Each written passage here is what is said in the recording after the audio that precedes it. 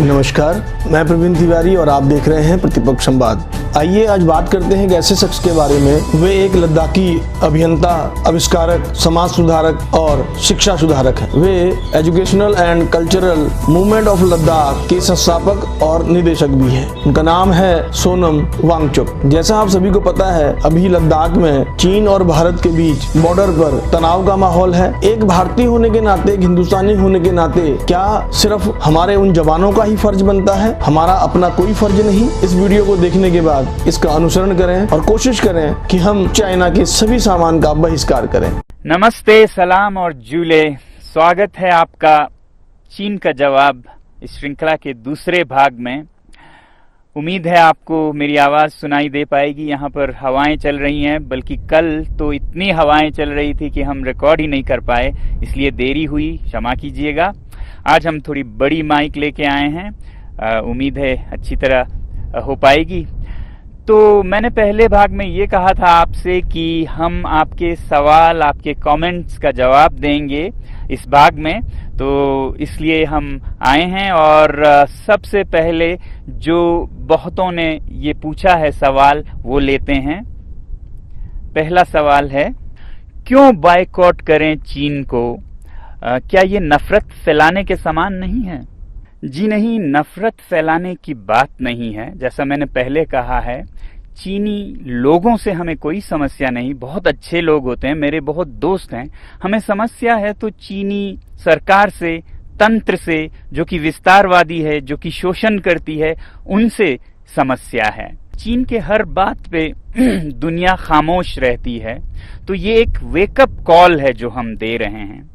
चीन के अंदर ही 140 करोड़ लोग लगभग बंधुआ मजदूर की तरह काम करते हैं। हुकूक, अधिकार नहीं है, कुछ बोलें तो वो गायब हो जाते हैं, और दुनिया उस पर खामोश है और सौदा करना चाहती है, बिजनेस एज यूजुअल।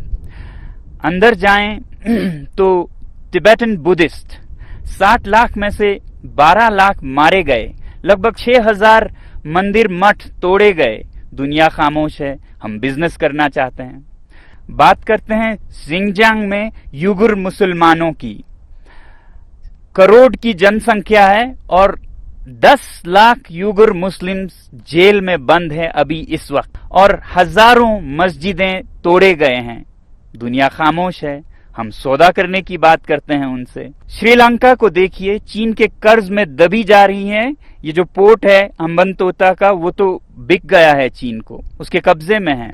पाकिस्तान इतने कर्ज में डूबा है कि शायद ये देश भी एक गुलाम सा हो जाए। दुनिया खामोश है, सौदा करना चाहती है। ये तो दुनिया की बात हुई। मेरे लिए सबसे बड़ी बात है मेरे दरवाजे पे क्या हो रहा है। लद्दाख की धरती में चीन 1962 से, जहां पर की जंग खत्म हुई थी, कितने किलोमीटर अंदर आ चुका है। हमारे यहाँ के चरवाहे अपने चरागाहें खो चुके हैं। कहाँ ले जाएंगे वो अपने भेड़ बकरियों को?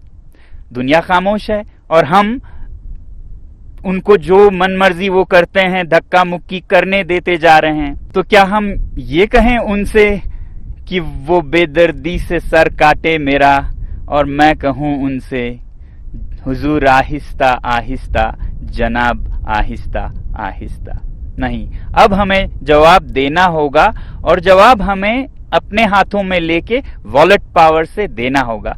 और ये कोई गलत या बुरी बात भी नहीं है। सैंक्शंस सदा प्रयोग किए जाते हैं जब भी कोई गलत करता है, वो चाहे देश हो। उत्तरी कोरिया पर सैंक्शंस लगाते हैं देश, तो हम क्या अपने पर्सनल इकोनॉमिक सैंक्शंस नहीं लगा सकते इन देशों पर?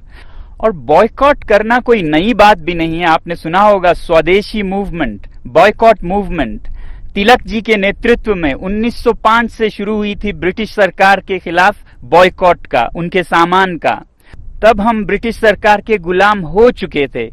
अब हमें समझ आनी चाहिए कि prevention is better than cure, तो इसलिए हम अभी से करें। बल्कि मैं तो कहूंगा कि अगर हम कुछ ना करें और देखते रहें तो वो गुनाह है। जुल्म करना गुनाह है तो जुल्म सहना भी गुनाह है।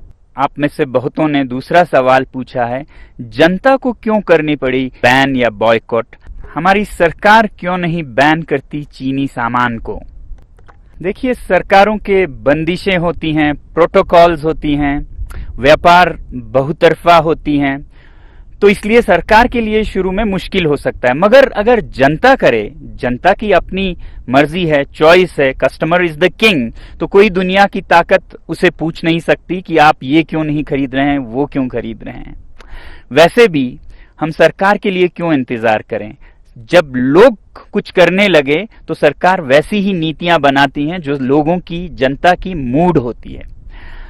अमेरिकी राष्ट्रपति कैनेडी ने कहा था, ask not what the country can do for you, ask what you can do for your country.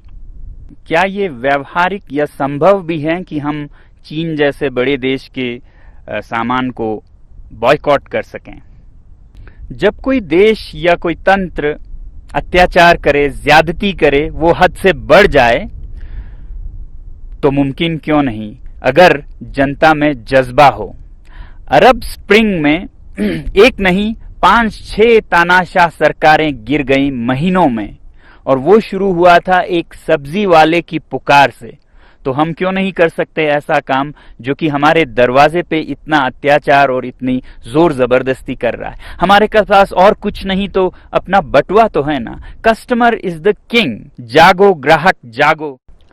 और एक सवाल है कि हम चीन में बने सामान के बिना कैसे काम चलाएं? न सिर्फ सामान बल्कि सामान के अंदर के कलपुर्जे भी चीनी होते हैं बहुत बार। और विकल्प क्या हैं? दोस्तों, हम चीनी सामान में डूबे जा रहे हैं, कुछ इस तरह की जैसे हमारे हाथ में कुछ है ही नहीं। एक शेर है जिसे मैं आपके सामने रखूंगा इस हालत को दिखाने के लिए। खरीदें कब तलक कोट पतलों पे रहन हम चीन से। पे रहन एक कपड़े का नमूना है।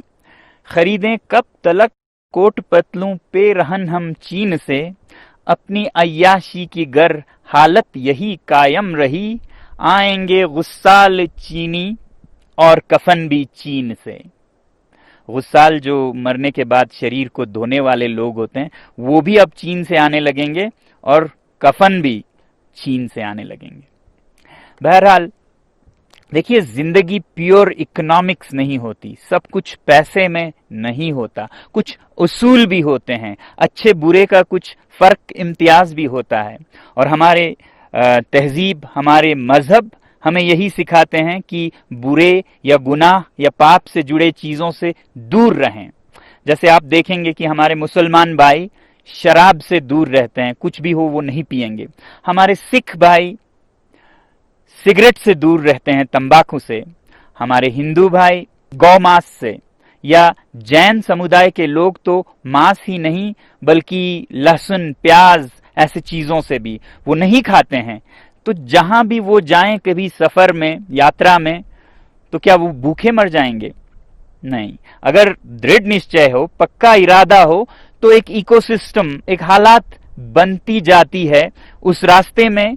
जब हम बर्दाश्त करके चलते हैं तो आप देखेंगे कि ऐसे भोजनालय, रेस्टोरेंट्स निकलेंगे जो जैन फूड सर्व करेंगे।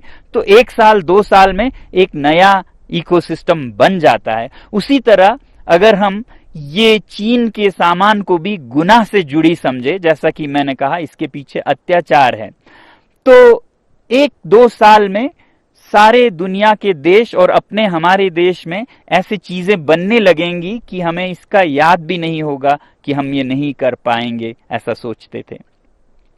तो इसलिए मैं कहता हूं कि boycott made in China, software in a week, hardware in a year, और फिर हार्डवेयर में भी finished products, non essentials in a year, components, raw materials and essential products in 2 years। हम योजनाबद्ध तरीके से चल सकते हैं अगर हमारे अपने में सूझबूझ है। कोई ऐसा नहीं है कि कल या परसों ही हम सब कुछ बंद करें। हम ये कहें कि फिनिश प्रोडक्ट्स वाले अभी से हम बंद करेंगे 1 साल के भीतर, जिसमें कंपोनेंट्स जाते हैं जो हमारे भारतीय उद्योग में भी इस्तेमाल होते हैं, वो हम 1-2 साल तक चलाएंगे जब तक कि ऐसे विकल्प न बन पाए। और जहां तक विकल्प या रिप्लेसमेंट की बात है इन चीनी सामानों का, तो एक बात जरूरी ये है कि हर चीज की हमें रिप्लेसमेंट जरूरत भी नहीं होनी चाहिए। हमारी जिंदगी सादा भी हो सकती है। इस लॉकडाउन में हमने देखा कि कितने कम चीजों से हम खुशी पा सकते हैं, और सस्ते माइंडलेस कंज्यूमरिज्म में लाए गए ये चीनी सामान जो कि हमें जरूरत भी नहीं है, 10 जोड़े जूते, 50 जोड़े जुराब, क्यों जरूरत है इनकी? क्या हम एक सादा जीवन नहीं जी सकते हैं?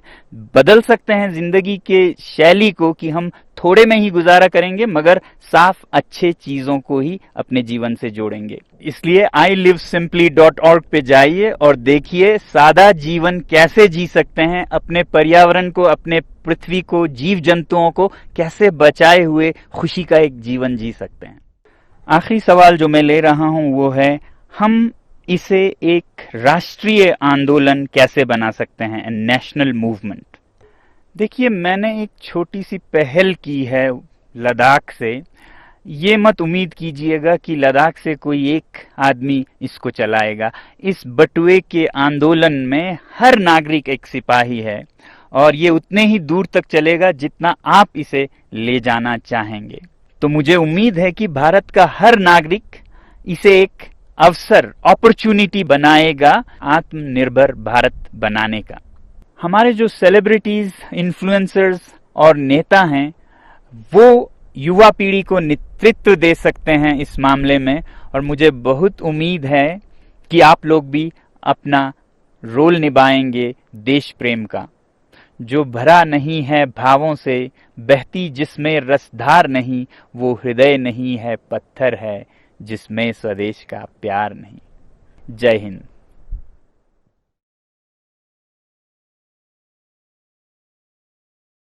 आप देख रहे थे प्रतिपक्ष संवाद। मुझे दें इजाजत, बने रहें प्रतिपक्ष संवाद में। धन्यवाद।